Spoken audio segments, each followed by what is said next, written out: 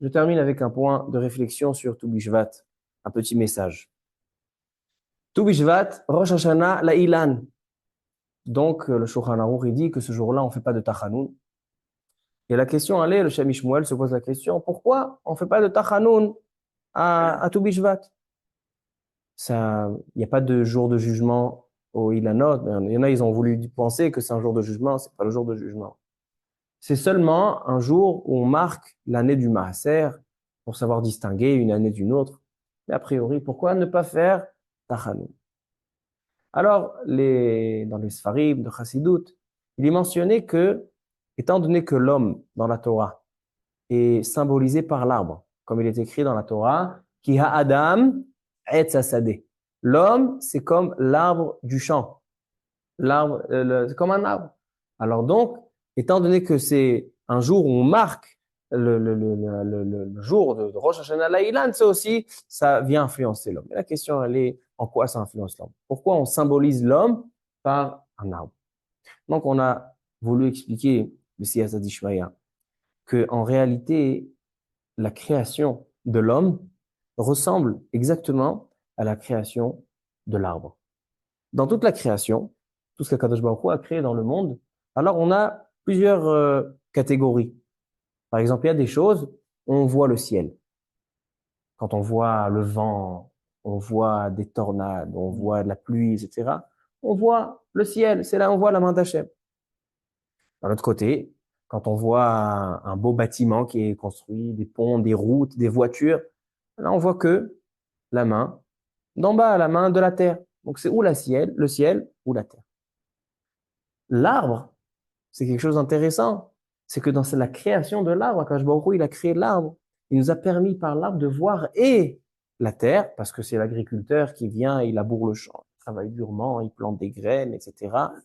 Et aussi, on voit le ciel, on voit la main d'Hachem, parce que l'agriculteur, il prie à Hachem. Il demande, Hachem fait tomber des pluies, Hachem, d'accord, il fait tomber des pluies. Et donc, à deux, donc en fait, l'arbre, c'est une association de l'homme avec la nature. C'est pour ça que le mot ilan, c'est un arbre, ilan, la valeur numérique est 91, Tzadik Aleph. Et c'est la valeur numérique du nom Elohim, aussi 91. 91, Elohim, c'est Hateva. C'est Akadosh Baruch Hu qui se trouve dans la nature. C'est-à-dire que le mot ilan, c'est la présence divine dans la terre. C'est-à-dire que c'est la seule création, en fait, qui nous permet de voir l'association et du ciel et de la terre. L'homme, c'est aussi exactement comme ça. L'homme est animé d'un corps et d'une neshama. Et donc, l'homme est toute sa vie, il peut pas tenir sans dormir, manger, sans tout ce que ce monde a lui offrir. Mais d'un autre côté, il ne pourra pas évoluer et vivre sans le neshama d'en haut.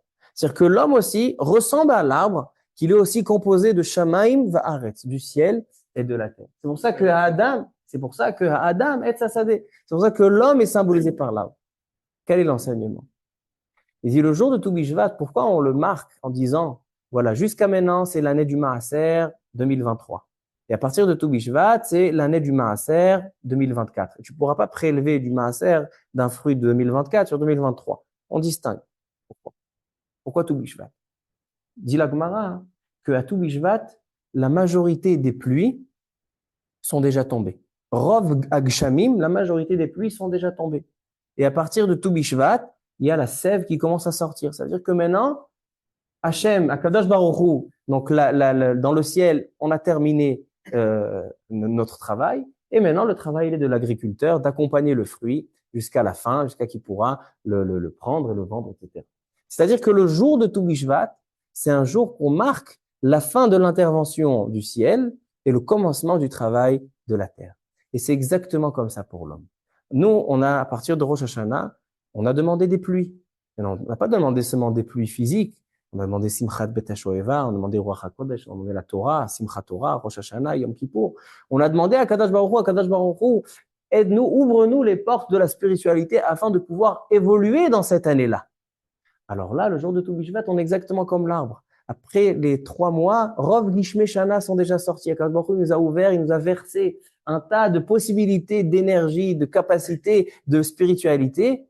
Et maintenant, à partir de Toubishvat, maintenant que le ciel a terminé son travail chez l'homme et chez l'arbre, maintenant, c'est le travail de l'agriculteur, c'est le travail de celui qui est en bas. Maintenant, c'est notre travail maintenant d'évoluer afin de prendre tout ce bagage qu'Hachem nous a offert et maintenant de le concrétiser et de le traduire dans le Haaretz, de le traduire ici afin d'élever et afin d'arriver à cette union de Shamayim va Haaretz. Donc ça, je pense que c'est un beau sens du jour de Tou Bishvat et c'est pour ça que ça nous concerne. C'est pour ça que nous, on fait pas Tachanout ce jour-là. C'est une joie à savoir que maintenant, on a une responsabilité à nous. On a maintenant tout ce qu'on a besoin pour pouvoir évoluer dans la Torah, dans les mitzvot, dans la tfila, dans le Derech Eretz, dans Ben Adam la Chavero, dans Ben Adam la Makom. On a tout ce qu'il faut. Tu as des énergies et de la possibilité, la capacité d'atteindre. Tu as maintenant tout ce qui dépend de notre choix. Donc maintenant, c'est nous qui rentrons dans le travail. C'est nous qui on doit se mettre la main à la pâte et Bezrat Hashem évoluer et grandir.